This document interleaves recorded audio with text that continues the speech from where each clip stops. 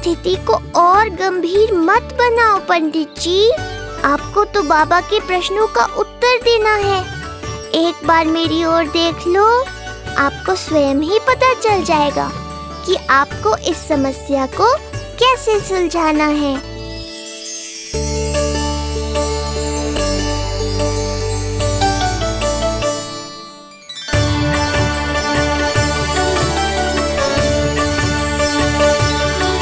क्या हुआ पंडित जी?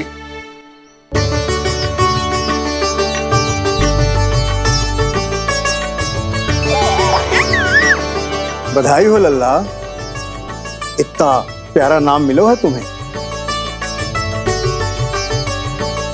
नंदराज जी, जब भी मैं लल्ला को देखता हूं तो मुझे भगवान श्री राम की झलक दिखाई देती है। क्यों ना दिखाई देगी, उन्हीं के तो अगले अवतार हैं ये। कभी कभी तो मन में विचार आता है कि एक वो भी समय था जब भगवान इस धरती पर अवतार लेते थे और हम मानव के बीच में घूमते फिरते खाते पीते थे और अपनी लीला दिखाते थे। मुझे तो लगता है पंडित जी कि कितने भाग्यवान थे महाराज जनक और महारानी सुनैना। उन्होंने माता सीता को जन्म न दियो और महारानी कैकेयी जिन्होंने प्रभु राम को जन्म न दियो, फिर भी उनके पालन पोषण का सौभाग्य प्राप्त हुआ उन्हें। कल्पना करो पंडित जी, कितने पुण्य अर्जित किए होंगे उन्होंने पिछले जन्म में। कितनी तपस्या की होगी कि जिनकी गोद में सारा संसार है वो श्री नारायण और माता लक्ष्मी उनकी गोद में खेले।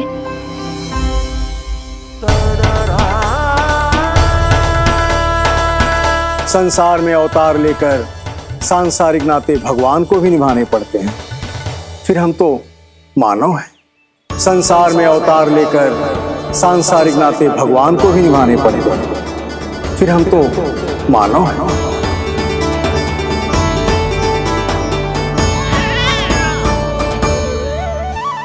जो हो रहा है और जो भी होता है सब उनकी ही इच्छा से होता है नंदराज, इसलिए आगे का मार्ग भी वही दिखाएंगे। तो आपने मुझे मेरे प्रश्नों के उत्तर दिला ही दिए।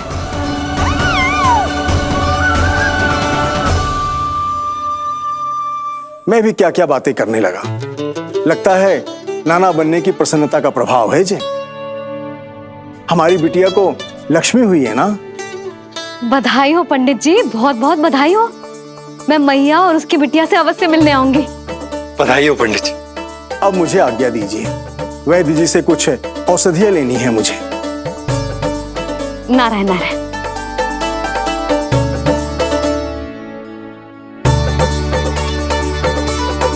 आजा लल्ला, आजा।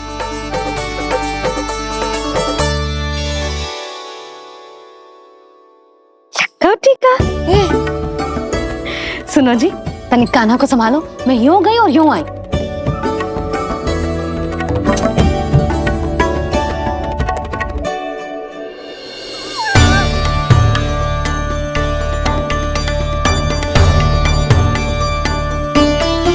क्या हुआ? मैं देख रही हूं नामकरण के बाद से एक बार भी आपने कान्हा को गोद में ना लिया है। सब ठीक है ना? हाँ, सब ठीक है। अब सब ठीक। लो मेरा लल्ला।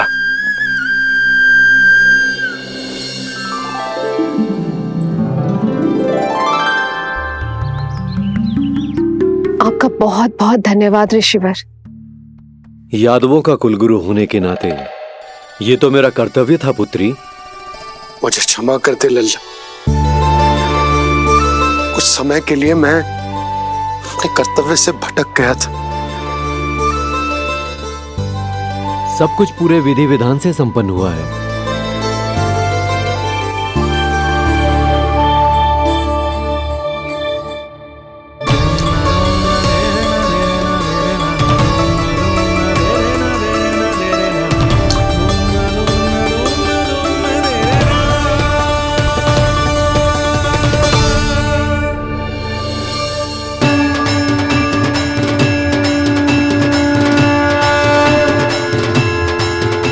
जो नाम मैंने दिया है,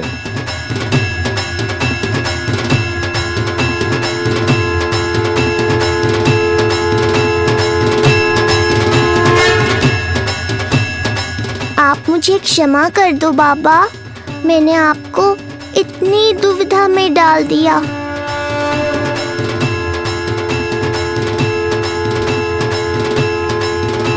और इस तरह नंद को सब कुछ पता चल गया। आप दोनों चिंता मत करिए, सब ठीक है। अब मैं आपके 6 पुत्रों का श्राद्ध कर्म करूंगा।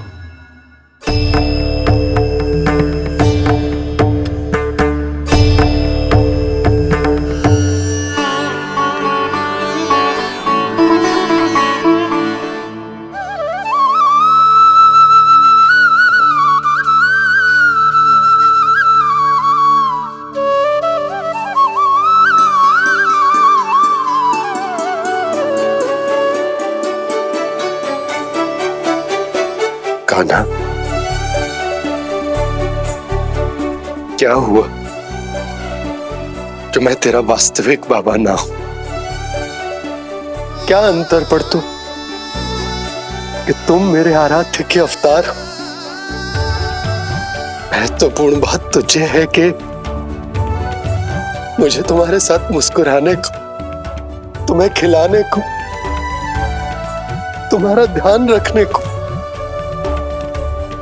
तुमसे प्रेम करने को सौभाग्य प्राप्त हो।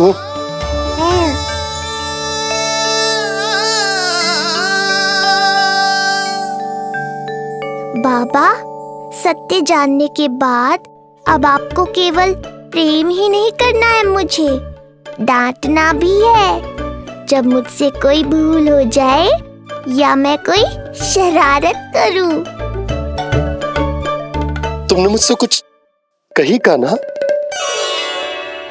पर ये सब जानने के बाद तुम्हें कैसे डांट सकता हूं? बताओ ना कि कैसे मैं तुम्हें ये कहूं? वो सब आप मुझ पर छोड़ दो बाबा। शीघ्र ही जीवन की माया आपको अपने प्रभाव में ले लेगी और आप ये सब भूल जाओगे। पर जब जब मेरी दिव्यता की झलक संसार को मिलने वाली होगी और मेरा सत्य मैया को पता चलने वाला होगा, तब तब आपको इसका स्मरण हो जाएगा। इसका अर्थ है कि गुरुवर ने सही कहा था। श्री हरि की आंखों में भी आंसू आ गए थे, ममता के लिए तरसने लगे थे वो। इसीलिए उनके इस अवतार का मुख्य उद्देश्य है माँ की ममता का अनुभव करना। जो सत्य है कि इस अवतार का मुख्य उद्देश्य माँ की ममता का अनुभव करना। वो तो है बाबा, पर उसके साथ साथ आपका प्रेम पाना भी है। जानते हो, किसी संकट की स्थिति में आपको सब कुछ स्मरण क्यों आएगा? ताकि आप मैया को सत्य पता चलने से रोक पाओ। बोलो बाबा, आप मेरी सहायता करोगे ना?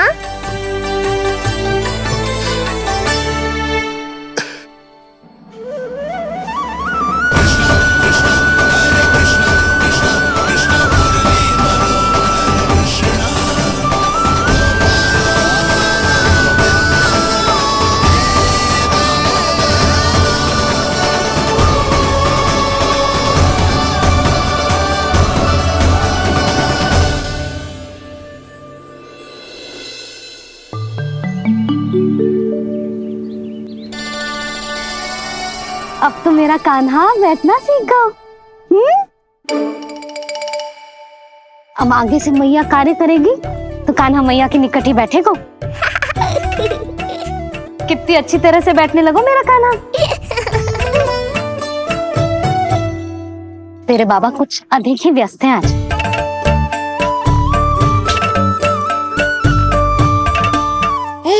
और अब आप भी व्यस्त हो गई, तो मेरे साथ खेलेगा कौन?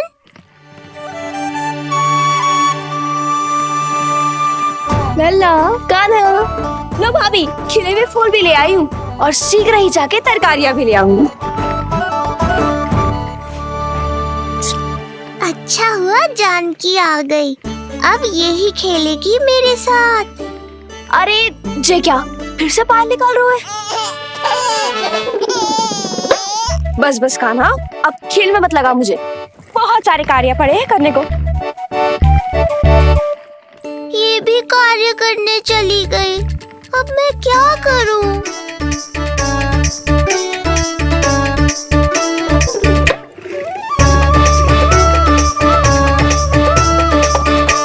सब व्यस्त है, मेरे लिए किसी के पास समय ही नहीं है। लगता है इनका ध्यान बटाने के लिए अब मुझे कुछ करना ही होगा।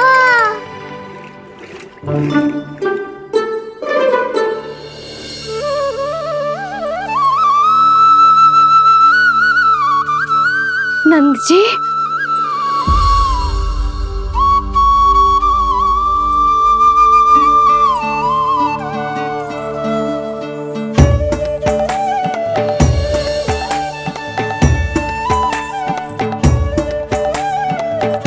जानकी, देखो मेरा लल्ला पहली बार घुटने के बल पे चल रहा है।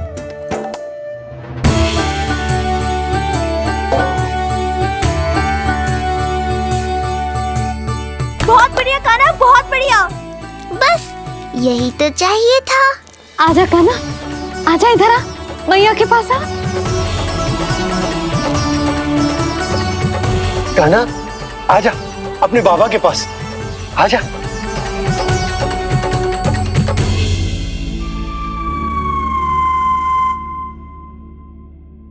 मैंने कहा था ना बाबा, शीघ्र ही आपको सांसारिक माया जकड़ लेगी और आप सब भूल जाओगे।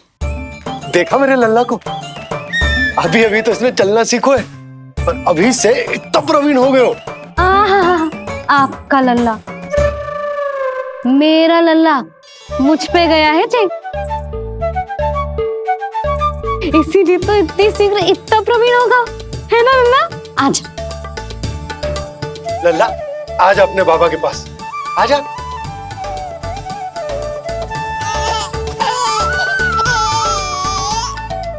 भ्रमित कर दियो आपने इसे, कितने चाव से अपनी मैया की ओर आ रहा था।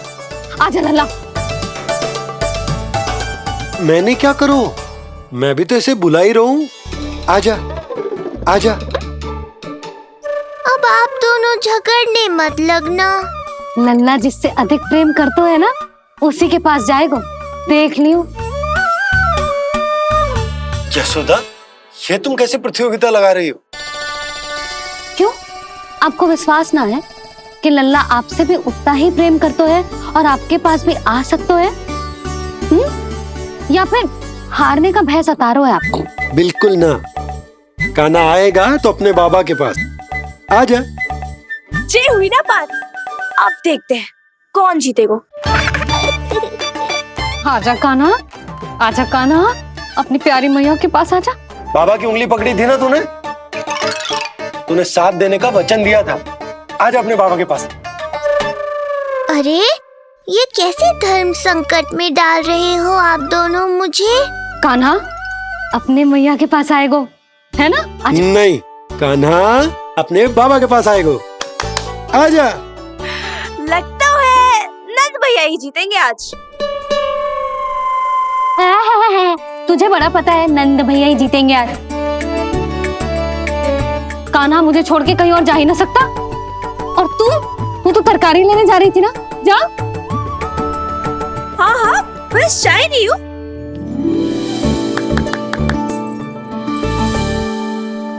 लल्ला देख, मेरे पास आएगो तो माखन मिलेगो, बहुत अच्छा माखन मिलेगो। आजा। कान्हा, मेरे पास आएगो ना तो बहुत अधिक माखन मिलेगो। आजा, आजा, आजा।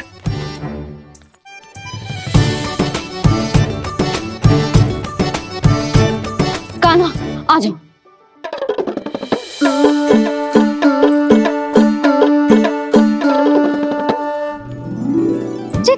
जानकी के पीछे जा रहा है? कहीं से जानकी से अधिक प्रेम तो ना होगा? ना लल्ला ना। क्यों रे लल्ला, जे करेगा तू मेरे साथ है? यशोदा, ये सब परिहास की बात, सबका कोई विशेष अर्थ ना है। कहीं ऐसा तो ना है क्योंकि मैं आजकल इस पर अधिक ध्यान न दे पा रही तो इसे जानकी से लगाव होगा है? क्योंकि सारा दिन तो मैं कुछ ना कुछ कार्य करती रहती हूँ। सुनो जी, इसे भ्रम तो ना होगा कि इसकी मैया है कौन? यशोदा, ऐसा कभी हो सकता है क्या? तुम कुछ अधिक ही सोच रही हो। वही तो, किसी संतान को अपनी मैया के बारे में भ्रम हो ही नहीं सकता। ना, जे आपके पीछे भी चला जाता ना तो ठीक था, किंतु जे तो जानकी के पीछे चला गया।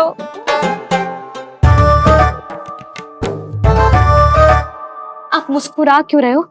हाँ बोलो ना, ये संभव है क्या? लो, तुम्हारी इस प्रतियोगिता के चक्कर में मैं तो भूल ही गया कि उपनंद भैया को लेन देन बताना है। वो मेरी प्रतीक्षा कर रहे होंगे। मैं चलता हूँ। अरे किंतु मैंने जो पूछा वो तो बताया ही ना आपने। एक बार तुम्ही ने कही थी कि मैया अपने लल्ला के मन की बात उसके बिना कहीं जान लेती, तो पूछ लो अपने कान्हा से।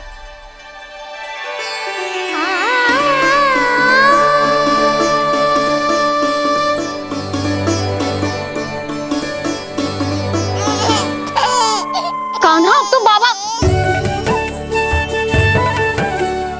चल।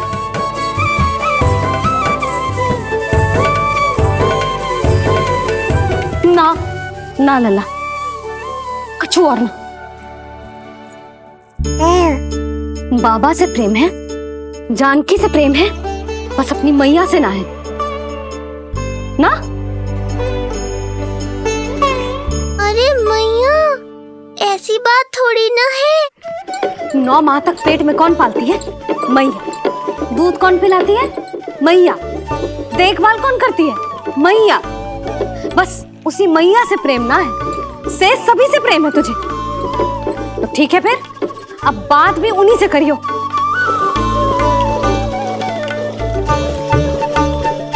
मैया तो क्रोधित हो गई, मनाना पड़ेगा। ना, दोस्त मेरा ही है, मुझे किसी से कछु अपेक्षा ही ना करनी चाहिए।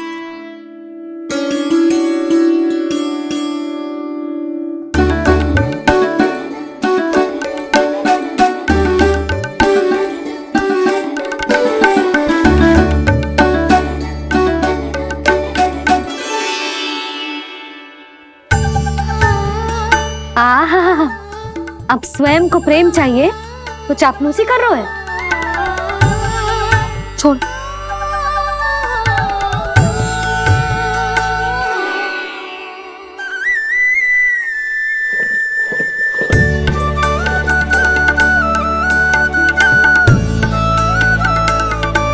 ना,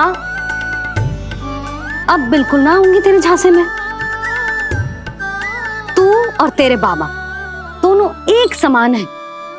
पहले क्रोधित करेंगे, फिर मनाने चले आएंगे। जब मैंने तुझे बुलाया था तो जानकी और बाबा की ओर चला गया। अब क्यों आ रहा है मेरे पास? जा, उन्हीं के पास जा।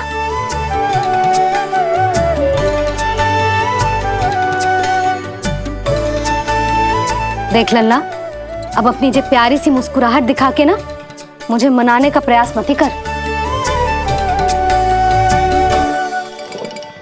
मैंने कान्हा कहाँ गया? कहाँ गया कान्हा? कान्हा, कहाँ थे अब तक? पहले ही क्यों नहीं बताया कि ऋषि गर्ग की क्या योजना है? बता, क्या देखा, क्या सुना? महाराज, मैंने पूर्ण प्रयास किया किंतु मुझे कुछ भी नहीं सुनाई दिया। दबाव बढ़ा।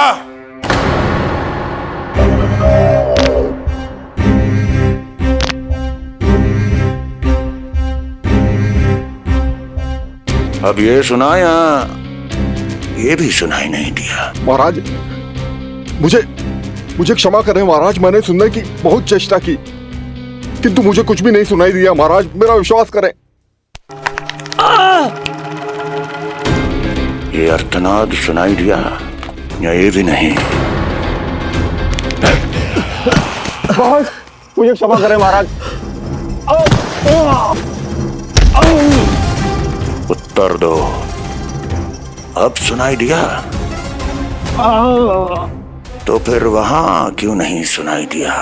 मुझे क्षमा करें महाराज, आरंभ से अंत तक मैं वहीं था किंतु मैं कुछ भी नहीं सुन पाया महाराज, क्योंकि कारण नहीं, परिणाम चाहिए मुझे। परिणाम। लल्ला,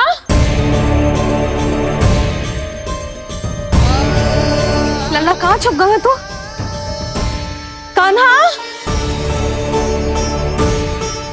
कान्हा, सामने आजा मेरे लल्ला। कहाँ है?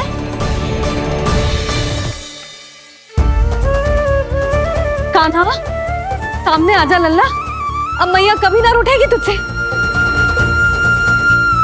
कान्हा, कान्हा, लल्ला, लल्ला,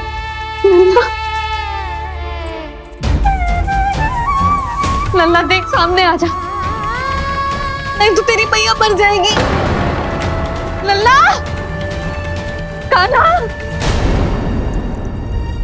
कान्हा न जाने कहाँ चला क्यों है, अभी तो यही था, न जाने कहाँ चला गया है। तो उसकी पायल है, कहीं बाहर तो ना चला गया कोई मेरे लल्ला को? यशोदा, कोई ना लेगा होगा लल्ला को, और वो स्वयं भी कहीं ना जाएगा, यहीं कहीं होगा। आप इतने शांत कैसे हो? आपको कुछ पता है क्या? ये क्या है? एक पायल अभी भी उसके पैर में है, और है तो अपनी मैया का ही लल्ला, एक जगह टिकेगा ना हो, इसीलिए कह रहा हूँ कि मैं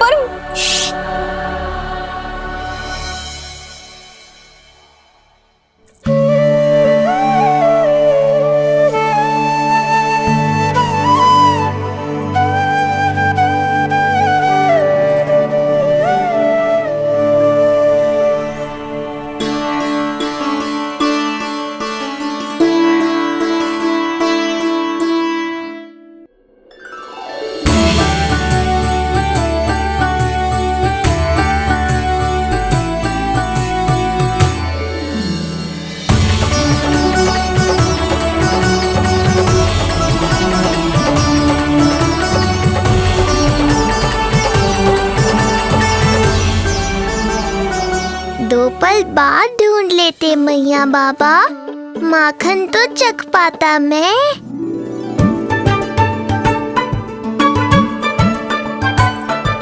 ये क्या कर रहे है तू?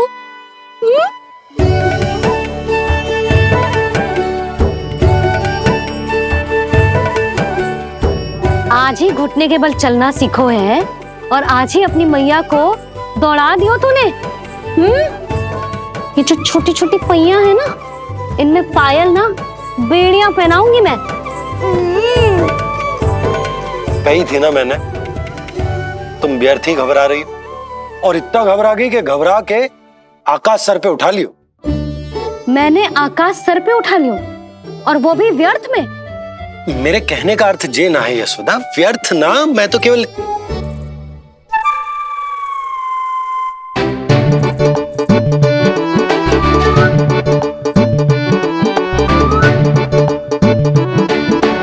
इसका अर्थ ये है कि कान्हा जानकी के पीछे ना जा रहा था। जब आप भी बाहर जा रहे थे तो जे आपका पीछा ना कर रहा था।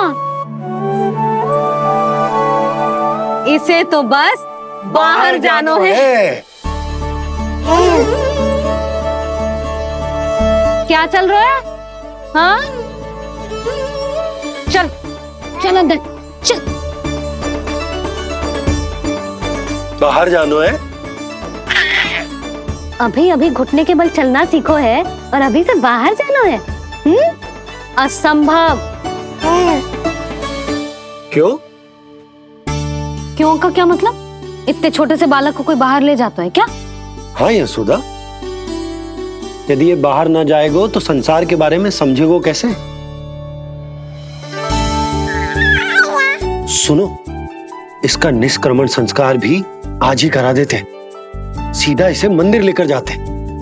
ना ना, इतनी शीघ्रता की कोई आवश्यकता ना है। जे देखो देखो बाहर कितनी धूप है। धूप कहाँ है यशोदा, बादल हैं बाहर तो। हाँ तो वर्षा हो गई तो मेरा कान्हा भीग जाएगा, उसका स्वास्थ्य बिगड़ जाएगा ना। बहाने क्यों बना रही हो यशोदा? तुम भी जानती हो कि ये वर्षा वाले बादल ना है, और कब तक इसे भीतर रखोगी? तुम भी इसके साथ वही कर रही हो जो रोहिणी भाभी ने इसके बलदाऊ के साथ किया। मैया मान जाओ ना। और उस दिन तो तुम रोहिणी भाभी को इतना अच्छे से समझा रही थी, आज तुम्हें क्या होगा? अभी तो इसने घुटने के बल चलना सीखो है यशोदा। अभी इसे बाहर ना लेकर गए ना, तो जब ये पांव पर खड़ा होना सीखेगो ना, तो अकेले ही बाहर भाग जाएगो। नाना, मेरा कान्हा अकेले कहीं ना जाएगा। यशोदा, तो फिर अभी इसे ले जाने दो और गोकुल घुमाने दो।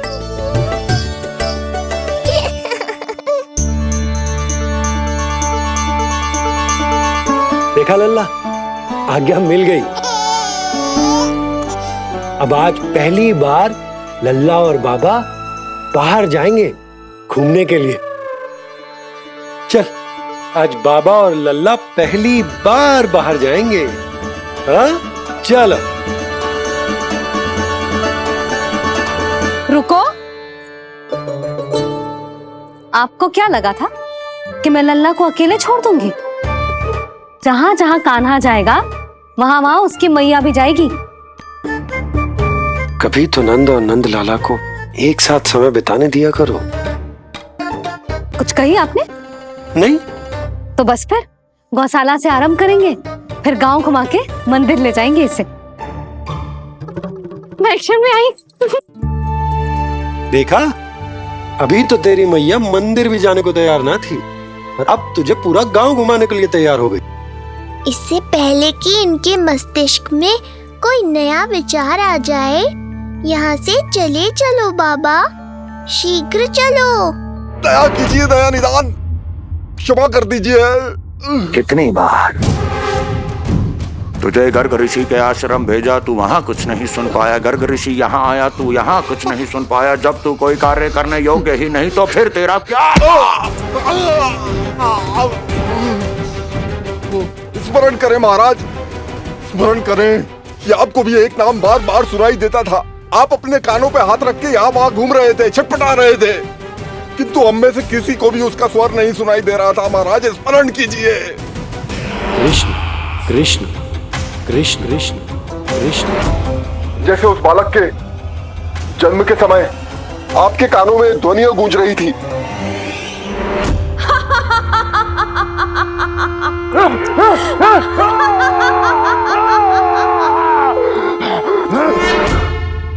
लेकिन हमें वो नहीं सुनाई दिया। ठीक उसी तरह महाराज, उस समय मेरे कानों में भी एक शंखनाद गूंज रहा था, और उसकी ध्वनि ने मुझे कुछ भी नहीं सुनने दिया। महाराज, और मुझे लगता है कि यह सब उसी विष्णु की कोई माया है, या फिर श्राद्ध के नाम पर ये सब मिलकर कोई योजना बना रहे हैं। महाराज, इस निर्दोष को मारने से क्या होगा? मैंने तो आपसे पहले ही कहा था कि उन दोनों को महल से बाहर मत जाने दीजिए।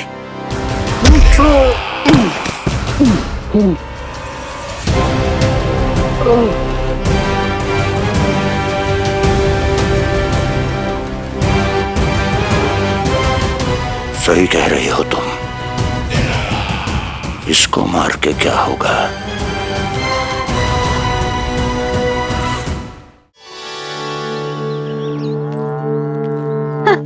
कान्हा, जे देख, जे है रामू, तेरा भैया, और जे है सबला, तेरी मौसी।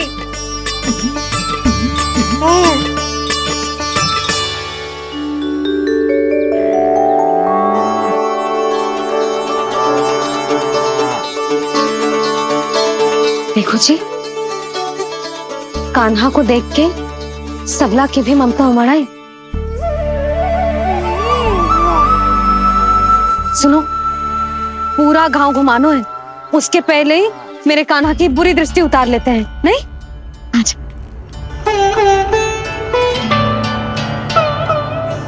हे गौ माता, आज तुम्हारा भतीजा पहली बार घर से बाहर निकल रहा है, इसे सबकी बुरी दृष्टि से बचाइयो।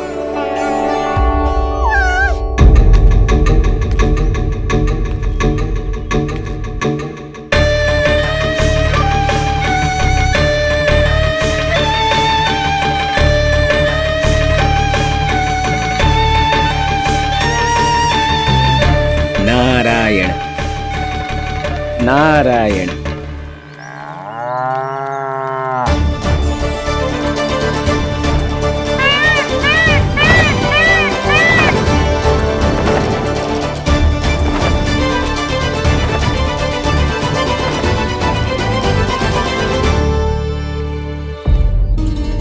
देखा प्रभु, लोग आपके चपलासुर का कितना सम्मान करते हैं, पर आपके दरबार में मुझे आपका चापलूस कह के ही पुकारते हैं प्रभु कंस।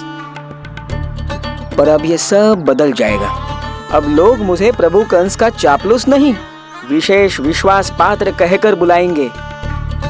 ये नया सिंहासन उसके लिए है जो मेरा विश्वास पात्र बनेगा, मेरे दाहिने हाथ की तरह। इसीलिए तो यहाँ आया हूं मैं, ये देखने कि प्रभु कंस का कार्य करने के लिए सब लोग इतना हिचक क्यों रहे हैं। ऐसा क्या है उस बालक में?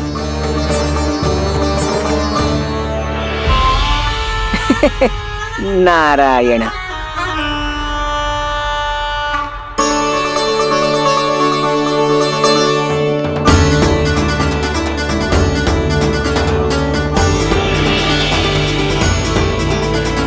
नन्ना, जी देख, जी है तेरी प्रभावती मौसी का घर।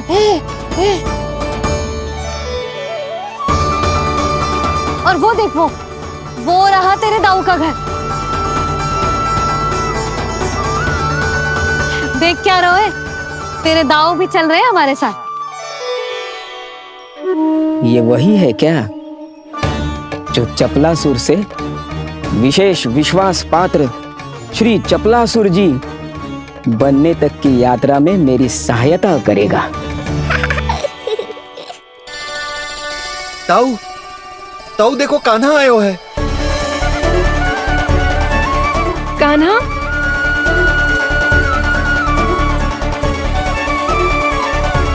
घर से बाहर आकर तो और भी निखर गए हो गोकुल का राजकुमार। हाँ, अपना पहला गांव दर्शन में बड़ा आनंद ले रहा हूँ लल्ला। सच्ची कहीं बोला भाई, आज कछु अधिक ही प्यारा लग रही है जे। जी क्या भीड़ लगा रखी है तुम सबने? हाँ जी, मेरा लल्ला है, कोई दिखावट की वस्तु थोड़ी ना है। सब घेर के खड़े हो गए। यशोदा, जी देखो, रोहिणी जीजी भी आ गई। चलो सब सीधे मंदिर चलते हैं। हाँ चल। ताऊ, बड़े होने के नाते आपको मुझे घुमाना चाहिए, पर ध्यान रखना, आज आपको मैं ले जा रहा हूँ मंदिर।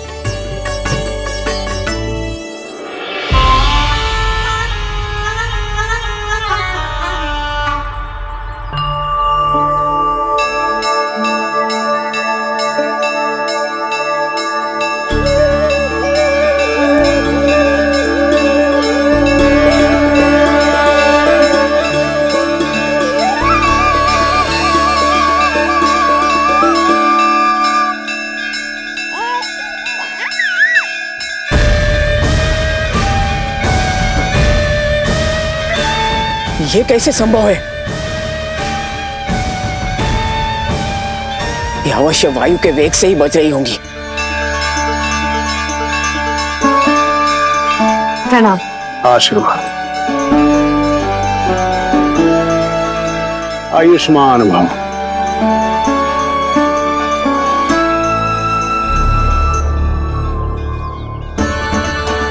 अरे जशोदा जी, कान्हा को पहली बार मंदिर लेके आई हो ना?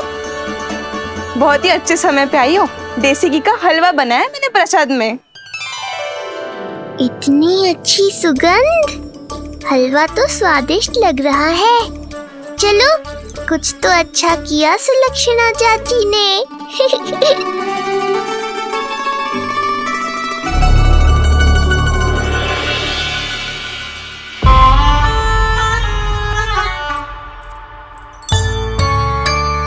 ओह, मेरे लिए इतना बड़ा भाग। पता नहीं था कि इनका हृदय इतना बड़ा है। सबको प्रसाद दे दियो, अब स्वयं भी तो खाना चाहिए। अरे चाची, पहले मुझे तो खिला देती।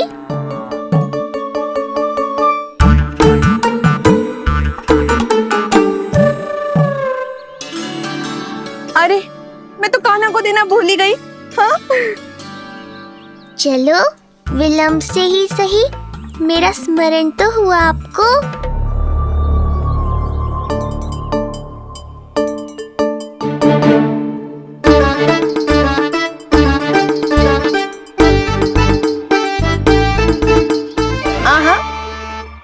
अभी नहीं खाना, तनिक बड़ा हो जाना, फिर खाना जितनी इच्छा हो। हाँ हाँ, हंस लो चाची।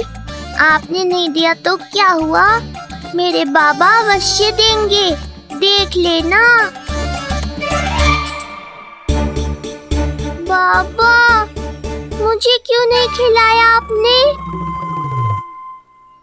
दाऊ, मैं आपको घुमाने लाया, कम से कम आपको तो अपने छोटे भाई का स्मरण रखना चाहिए।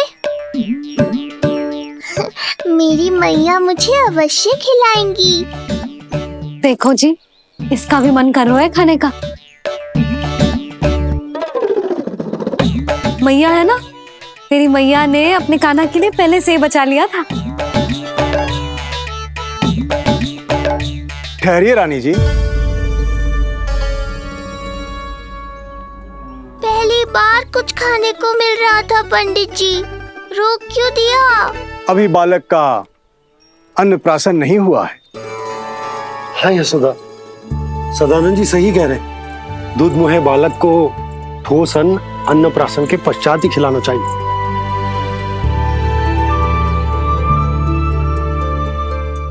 ना लल्ला, तू बस अन्नप्राशन तक रुक जा, उसके बाद तू जो कहेगो ना, तेरी मैया खिलाएगी तुझे। ये तो साधारण सा बालक है, बहुत ही सरलता से मैं उसे अपने मार्ग से हटा दूंगा।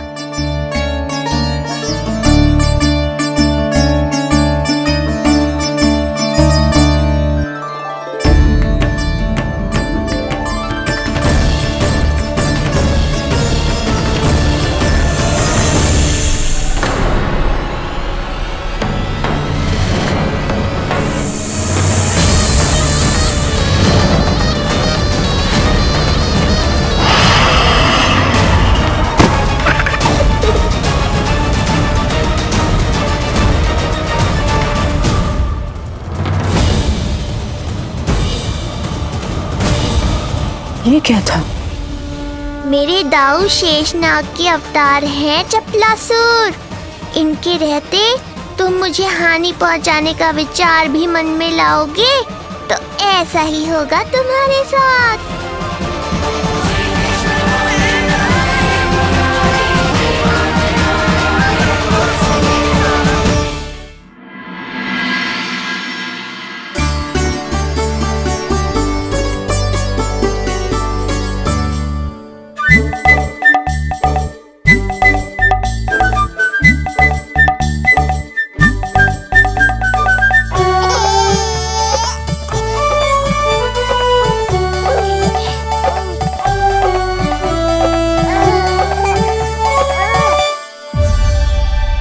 मैया, ये क्या किया?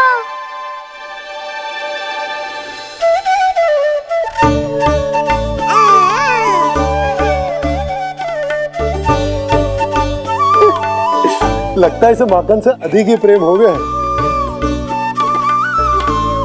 सावधान यशोदा, कहीं बड़ा होकर माखन चोर ना बन जाइए। माखन चोर क्यों बनेगा मेरा लल्ला? माखन की कोई कमी है क्या हमारे घर में? जितना माखन चाहिए उतना माखन खिलाऊंगी मैं अपने लल्ला को। पर मैया, अभी तो थोड़ा सा भी नहीं चखा रही हो। ये ले। लो, ये भी दाऊ को दे दिया। सुबह तो बोल रही थी कि मैं आपको प्रेम नहीं करता, उल्टा आप अपना सारा प्रेम बलदाऊ पर लुटा रही हो।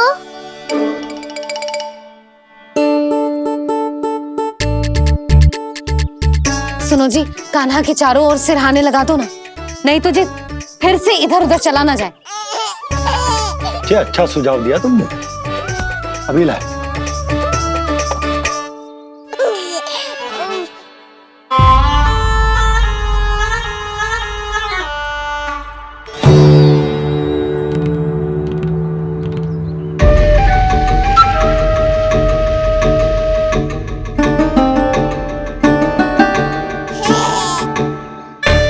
इस बालक का वध करके जब मैं मथुरा वापस लौटूंगा तो प्रभु कंस मुझे अपना विशेष विश्वास पात्र तो बनाएंगे ही, पर क्या पता प्रधानमंत्री भी बना दे।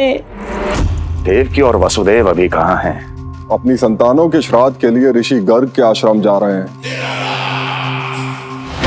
अब आप क्या करने वाले हैं महाराज? एक बार तो मैंने उन्हें प्राण दान दे दिया। बधाई हो कुंवर जी। अपनी पत्नी के प्राण बचाने में आप सफल हुए। दूसरी बार मैं उन्हें दंड देने निकला तो तुमने मुझे रोक दिया। बुद्धि बल का प्रयोग कीजिए स्वामी, शारीरिक बल की आवश्यकता नहीं। किंतु एक ही भूल को बार बार नहीं दोहराएगा कंस। मथुरा नरेश कंस के इस महल से वसुदेव और देवकी जीवित बाहर नहीं निकलेंगे, केवल उनके शव। कंस मामा, आप उनको छू भी नहीं सकते।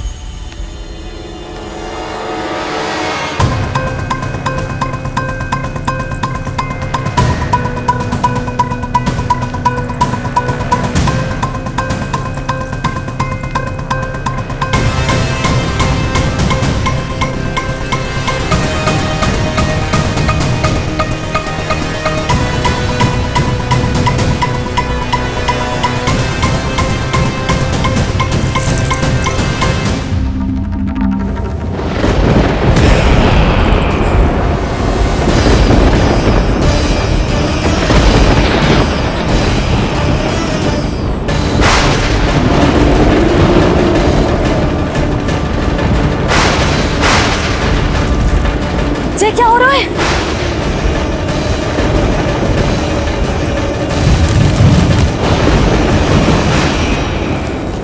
ये क्या हो रहा है?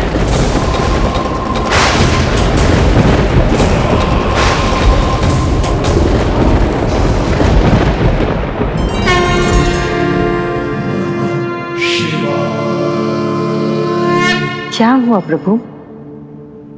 आप अचानक इतने चिंतित क्यों हो गए? कृष्ण ने अपने पांव का अंगूठा अपने मुख में रख लिया है देवी।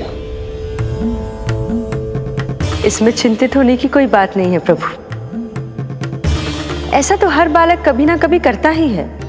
तो सखा कोई साधारण बालक नहीं है देवी पार्वती, तो भगवान है। यदि वह ऐसे ही अपने अंगूठे को मुख में रखकर खेलते रहे तो अवश्य ही आ जाएगी। कौन आ जाएगी प्रभु? प्रलय आ जाएगी देवी, प्रलय आ जाएगी देवी। हे नारायण जी, क्या हो रहा है?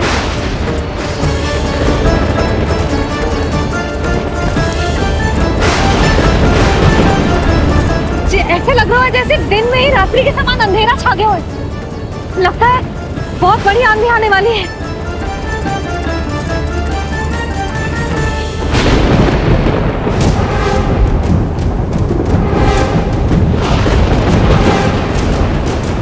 ये भीषण आंधी, ये मूसलाधार वर्षा, तुम दोनों ने ऋषि गर्ग के साथ मिलकर अवश्य कोई योजना बनाई है ना? बोलो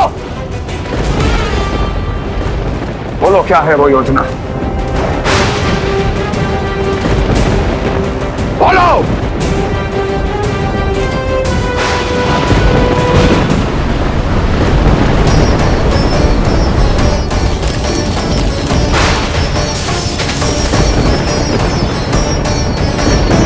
लगता है प्रकृति क्रोध में। मैं जाकर गौशाला संभालता हूँ, कहीं कोई हानि ना हो जाए। तुम बालकों को भीतर ले जाओ।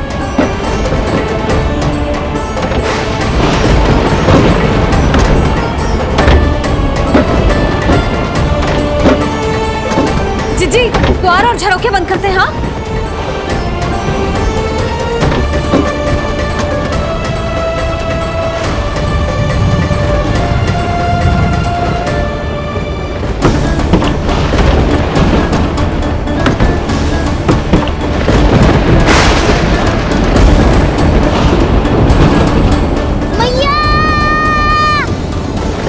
लल्ला चल अंदर चल के खेल।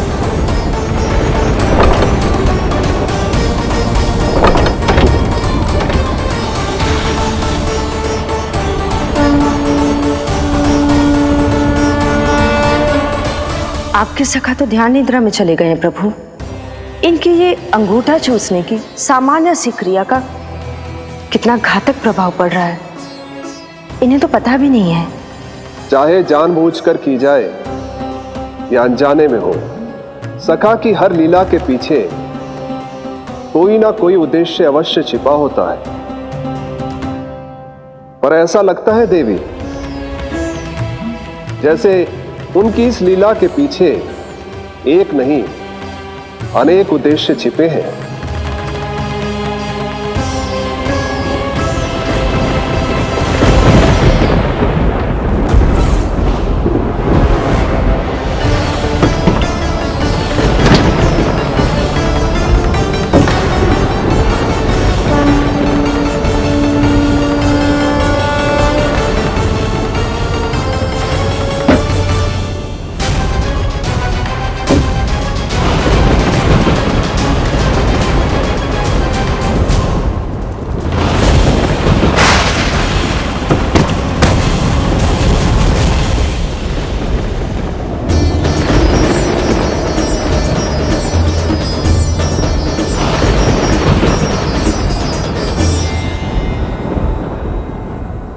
देख रही हो चिज्जी, प्रसाद ना मिली खाने को, तुझे पांव का अंगूठा ही चूसने लग गयो। कान्हा ये क्या कर रहे है? अंगूठा मुंह से निकाल दे लल्ला। अच्छी बात ना है कान्हा। देख कान्हा, तू नींद में है, इसका अर्थ ये ना है कि मैया तुझे अंगूठा चूसने देगी। निकाल अंगूठा मुंह से। आज तो बड़ी शीघ्र इतनी गहरी निद्रा में सो गए हो तुम।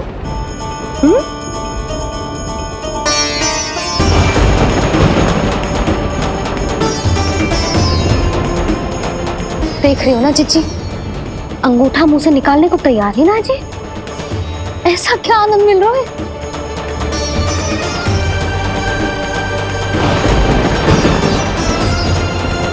अधिक बल भी ना लगा सकती, अत्यधिक नींद में है, कहीं इसकी आंख ना खुल जाए। रानी भाभी, लगता है तीव्र वर्षा होने वाली है। मैं और भोला भैया के साथ अगले निकल रहे हैं। हो सकता है उन्हें हमारी आवश्यकता हो। हाँ हाँ चलो बोला। चिच्ची, तीव्र वर्षा आरंभ होने से पहले आप और बरदाऊ निकल जाओ। ठीक है, किंतु तुम भी सतर्क रहना। हाँ, आप भी ध्यान से जाओ।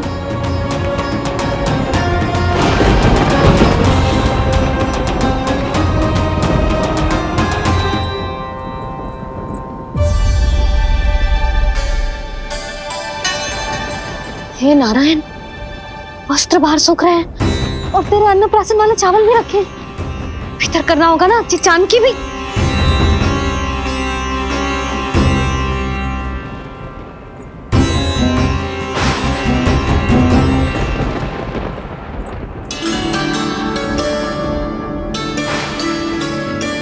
लल्ला वैसे जी बहुत बुरी बात है। अंगूठा मुंह से बाहर निकाल। केवल 2 दिवस में तेरा अन्नप्राशन है, फिर सब खाइयो। तनिक धैर्य रख। गुड़ तू।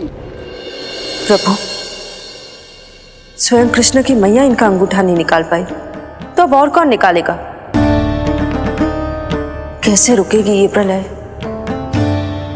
इसका एक ही अर्थ है देवी, अभी लीला समाप्त होने का समय नहीं हुआ है। अभी तो कहना तो ये चाहिए कि लीला अभी पूरी तरह से आरंभ ही नहीं हुई है।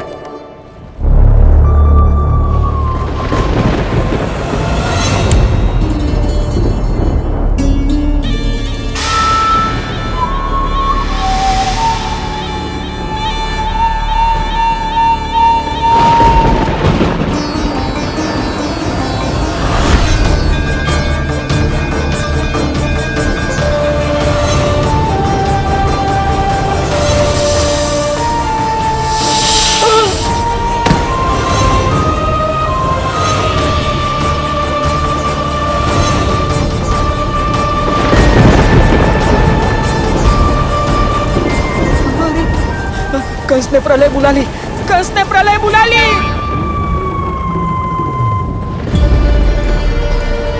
हे नारायण, जे वर्षा तो रुकने वाली ना है। जे गुड़ और गेहूं भीतर रख देती हूँ।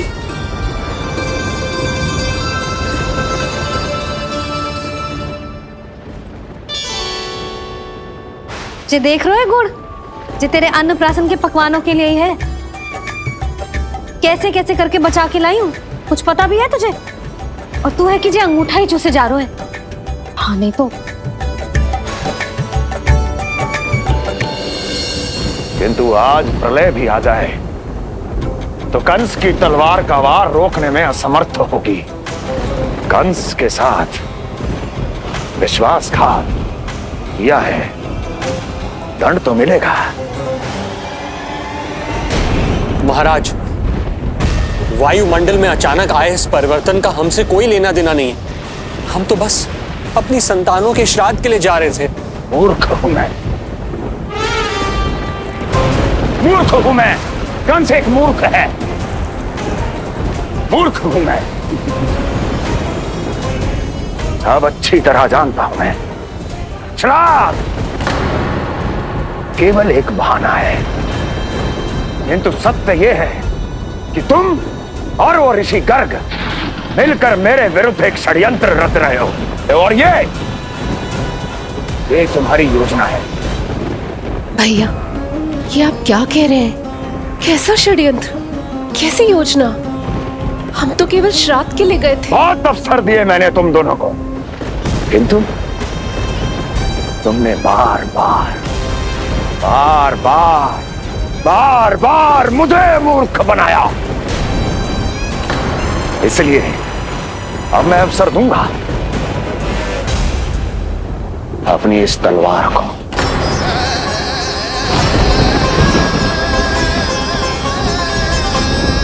येन केन प्रकारेण साम दाम दंड भेद, कोई ना कोई युक्ति लगाकर मैं तुम्हारे उस बालक का वध कर ही दूंगा। पर उस क्षण का साक्षी बनने के लिए अब तुम दोनों को जीवित नहीं छोड़ूंगा मैं।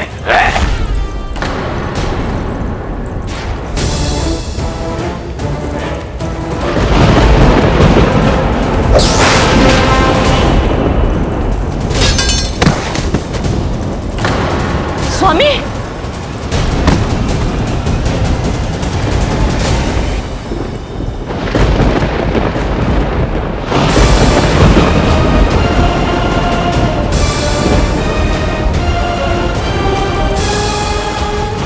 तेरा काल तेरी प्रिय बहन के गर्भ से उसकी 8वीं संतान बनकर जन्म लेगा और तेरा विनाश करेगा, विनाश करेगा, विनाश करेगा।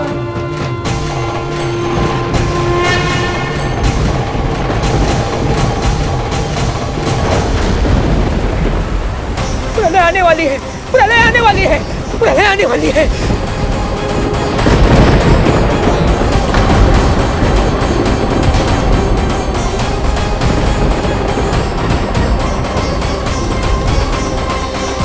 यदि कंस को रोकना, अपने माता पिता की रक्षा करना और चपलासुर के ब्रह्म को मिटाना ही इस लीला के उद्देश्य थे, तो ये सभी उद्देश्य पूरे हो चुके हैं प्रभु। अब तो ये प्रलय रुकनी ही चाहिए। ये केवल सखा की लीला ही नहीं है देवी पार्वती, उनकी माया का उदाहरण भी है। मार्कंडेय ऋषि को दिए गए वरदान को पूरा करने के लिए ही ये सब हो रहा है। कौन सा वरदान प्रभु? प्रभु की माया को साक्षात अपनी आंखों से देख पाने का वरदान।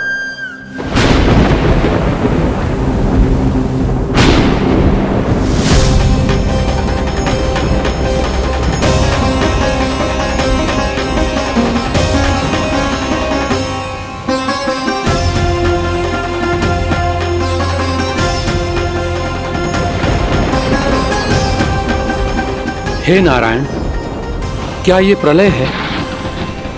क्या संसार समाप्त हो रहा है? तो फिर मुझे मिले इस जीवन का क्या अर्थ है?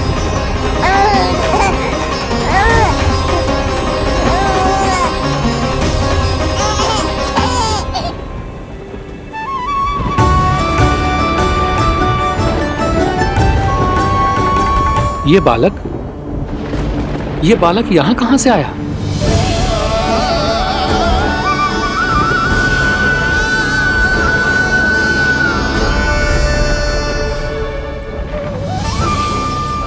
सोते हुए कितना निर्दोष लगता है जी।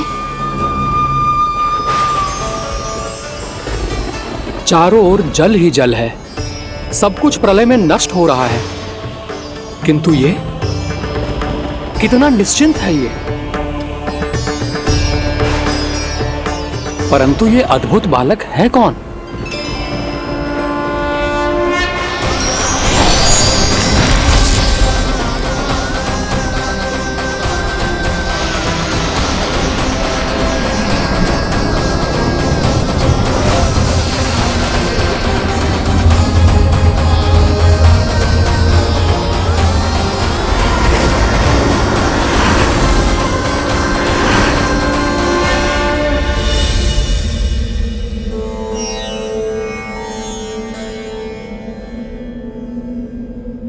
जिन घने काले बादलों ने आकाश को घेरा हुआ था, कहां गए वो?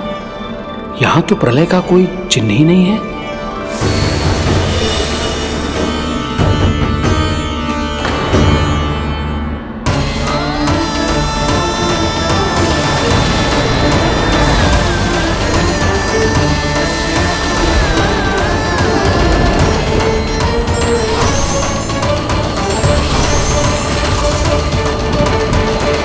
ये आप ही की माया थी ना प्रभु? मुझे इसका साक्षी बनाने के लिए आपका बहुत बहुत धन्यवाद। परंतु इसका अर्थ क्या है प्रभु?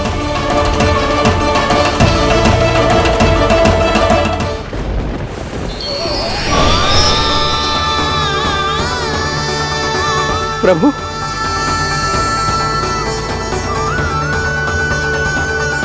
इसका अर्थ ये है कि ये मानव संसार वट वृक्ष पर स्थित है और मानवों का जीवन काल वट वृक्ष के पत्ते पर विश्राम करती एक जल की बूंद के समान होता है। वो बूंद जो किसी भी क्षण नीचे गिर सकती है। आपने तो स्वयं देखा है महर्षि, ये संपूर्ण जगत, ये महाब्रह्मांड मेरे ही भीतर स्थित है। ये उदाहरण है इस बात का कि जो दिखता है उसके कई स्वरूप होते हैं। जो आज आप देख रहे हैं वो पहले भी हो चुका है और आगे भी होगा। सब कुछ एक माया है। प्रलय का होना, जीवन का होना, दुख, सुख, सब एक भ्रम है। ठीक उसी प्रकार जिस प्रकार एक जलाशय में दिखने वाला प्रतिबिंब आपकी वास्तविकता नहीं, बल्कि एक भ्रम होता है। इसलिए मनुष्य को सदैव ध्यान रखना चाहिए कि जीवन में कोई भी संकट क्यों ना आए, वो इस प्रलय की तरह केवल एक भ्रम ही होता है। ऐसे समय में जो संकट के सामने झुक जाते हैं या अधर्म का साथ देते हैं, वह स्वयं को उस भ्रम रूपी प्रलय में डुबोकर नष्ट कर लेते हैं।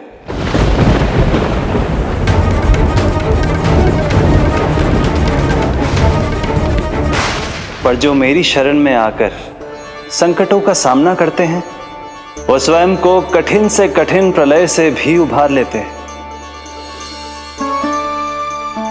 किंतु प्रभु, सभी व्यक्तियों में संकटों का सामना करने का साहस नहीं होता। कृपा करके आप कुछ ऐसा कीजिए जिससे आपके भक्तों को इतना बल मिले कि वो कठिन से कठिन परिस्थितियों का सामना भी सहर्ष कर सकें।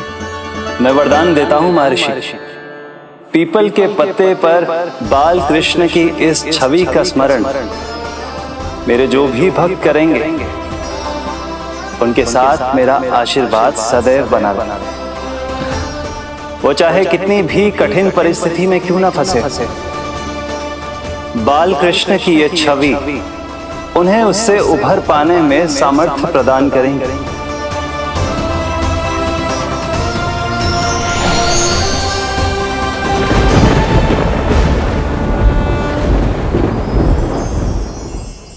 अद्भुत।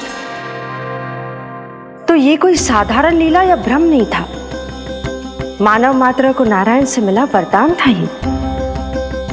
पर अब क्या होगा प्रभु?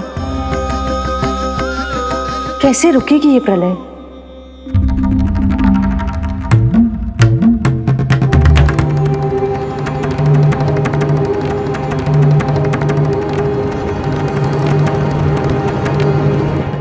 क्या सोच रहे हैं प्रभु? क्या आप रोकेंगे ये सब? नहीं प्रिय, ये कृष्ण की माया है, वही इसे रोक सकते हैं। पर मैं अपने सखा से भेंट करने अवश्य जाऊंगा। पर पिछली बार की तरह बिना उपहार लिए नहीं।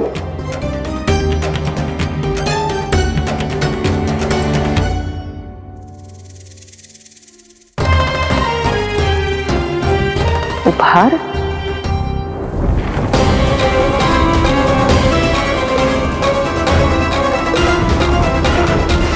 आप तो प्रलय का भी सामना करने के लिए तैयार थे ना भैया? अभी तो प्रलय भी नहीं आई और आपकी ये दशा हो गई। महाराज,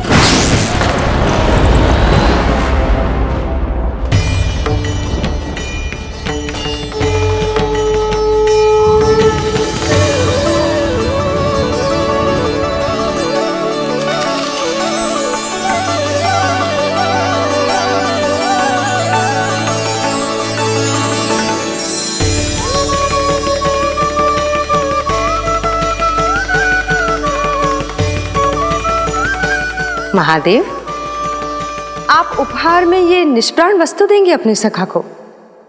सही पहचाना देवी, पर उपहार देने से पहले इसे आकार दूंगा मैं, क्योंकि प्राण तो इसमें बाल कृष्ण ही भरेंगे।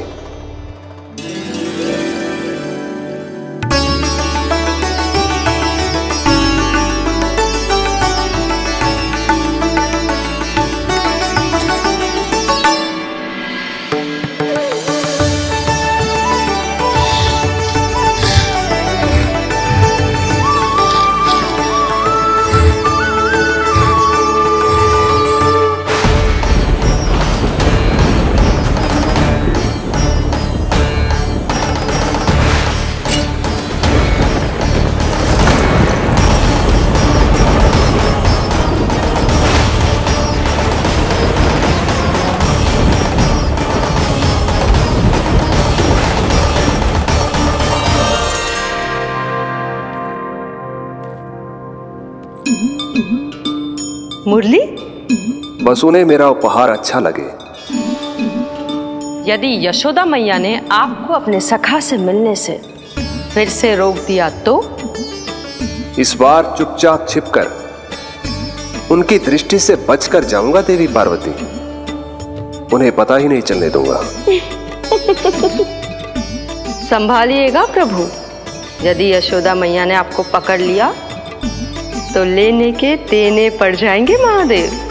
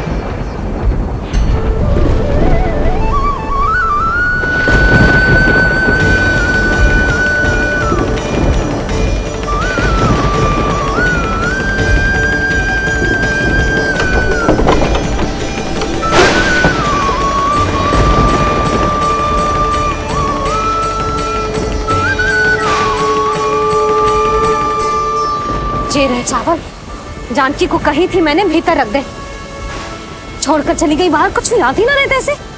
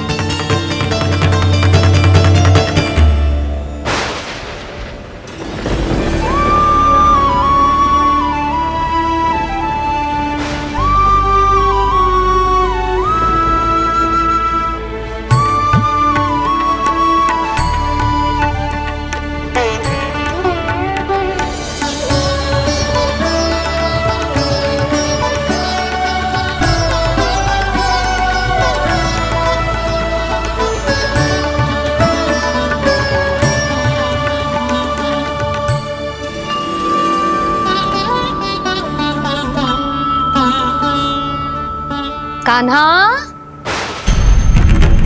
अंगूठा निकाल दे नन्ना, नहीं तो रुक जा, मुझे ही अंगूठा निकालना पड़ेगा तेरा। पूरे वस्त्र भीग गए मेरे, कहीं मेरे कारण इसका श्वास न बिगड़ जाए। वस्त्र बदल के आ रही है मैया।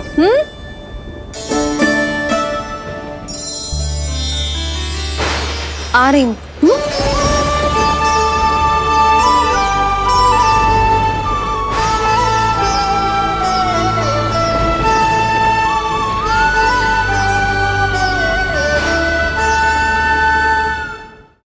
शासन की नींव भय होती है महाराज, और आपका पूरा साम्राज्य भय पर ही टिका हुआ है। यदि आप ही इस तरह से भयभीत दिखाई देंगे तो आपके साम्राज्य को डगमगाने से कोई भी नहीं रोक पाएगा। एक बार आपने ही कहा था ना कि अपनी दुर्बलता कभी किसी को मत दिखाओ। प्रजा को भयभीत कंस नहीं, भयानक कंस दिखना चाहिए, भयानक कंस।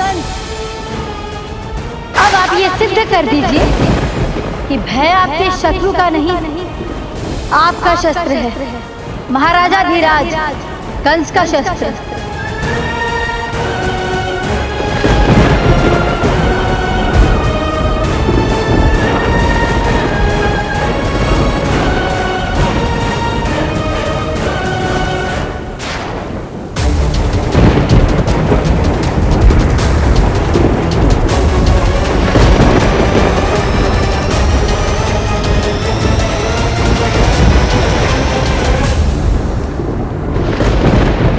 उससे क्या भयभीत होना जो स्वयं भयभीत हो, उससे क्या भयभीत होना जो स्वयं भयभीत हो। सखा, इस माया को विराम देने का समय आ गया है।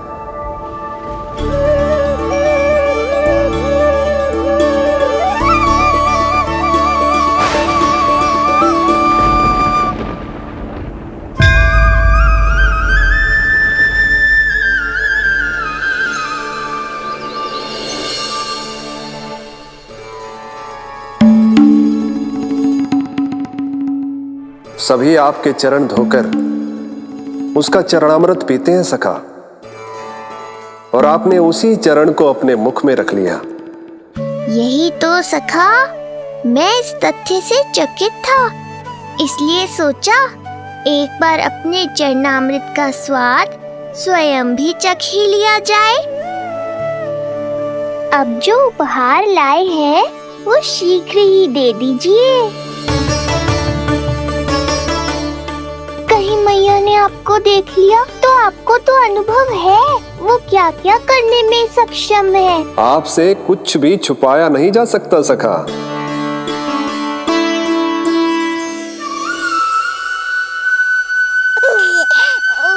इन अधरों पे पांव के अंगूठे से अधिक ये मुरली शोभा देगी सखा।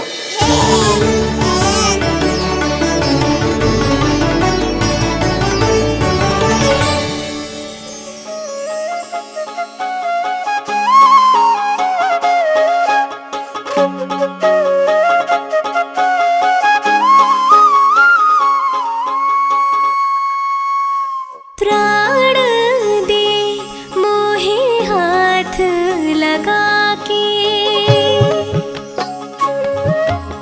हुई अमर स्पर्श जो पाके, काठी को जीवनमय कर दिया, मधुर हो गई सारी। मन प्रसन्न मेरा तन प्रसन्न, प्रभु आज से मुरली हुई है तुम्हारी। मन प्रसन्न मेरा तन प्रसन्न, प्रभु आज से मुरली हुई है तुम्हारी।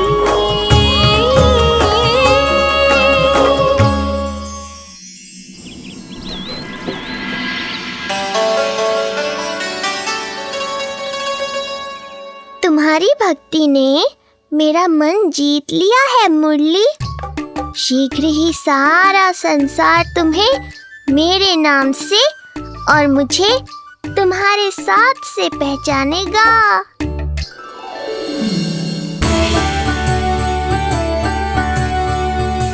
प्रभु, मेरे प्रभु, इस अनमोल भेंट के लिए आपका बहुत बहुत धन्यवाद सखा।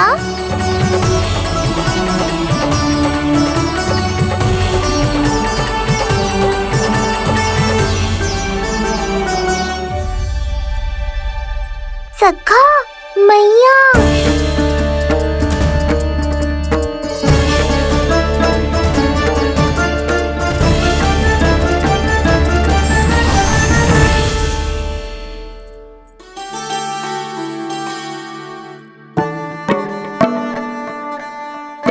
अच्छा जी, तो तूने अपना अंगूठा मुंह से निकाल ही दियो। बड़ा उपकार कियो अपनी मैया पे।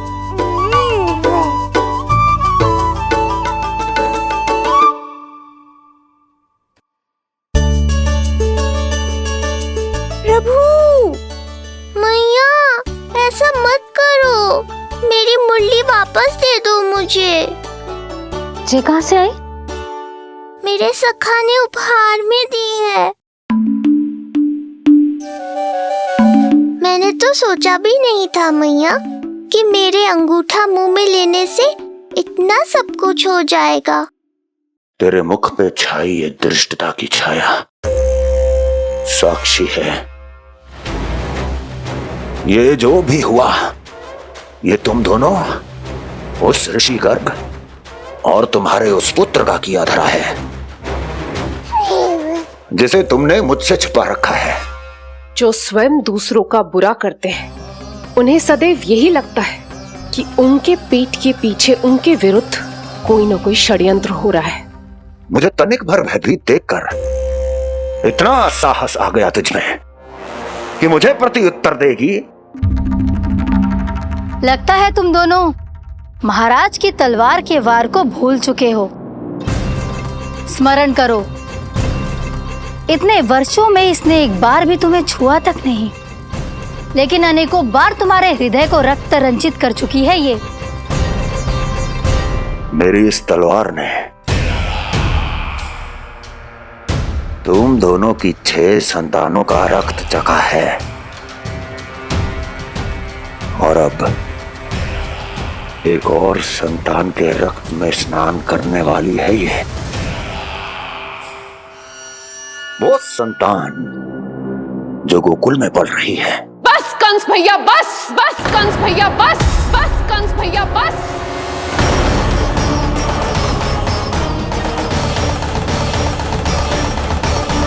इतना दुस्साहस, तू मुझसे ऊंचे स्वर में बात करेगी अपने बड़े भाई के सामने? बड़े भाई जैसे कौन से कर्म किए हैं आपने? और अब जो कुकर्म करने की आप सोच रहे हैं उसमें भी असफल होंगे आप। देवकी, नहीं स्वामी, आज मत रोकिए मुझे। बहुत सह चुके हैं हम, बहुत मौन रह लिए, परंतु आज इन्हें सत्य का पता चलना ही चाहिए। भैया, आपको क्या लगता है आप बहुत शक्तिशाली हैं तो अपना भाग्य बदल सकते हैं? आप भगवान विष्णु का सामना कर सकते हैं। ये भ्रम राक्षस राज रावण को भी था और यही भ्रम स्वयं को भगवान समझने वाले हिरण्यकश्यप को भी था। पर ना रावण के 10 शीश बचे और ना ही हिरण्यकश्यप का अस्तित्व। पेट चीर के उनके प्राण निकाल लिए थे भगवान ने। तो सोचिए भैया, आपकी क्या दशा करेंगे वो? मैं आज तक ये बात समझ नहीं पाई कि ये आपका अभिमान है या अज्ञान, जो आप भगवान विष्णु का सामना करने चले हैं। देवकी! इस क्रोध का आप कोई लाभ नहीं है भैया।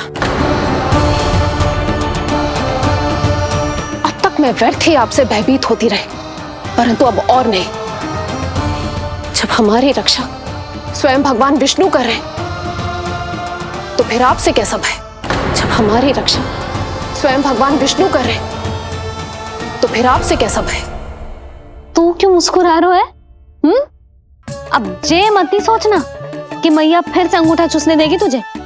अब उसकी आवश्यकता ही नहीं पड़ेगी मैया।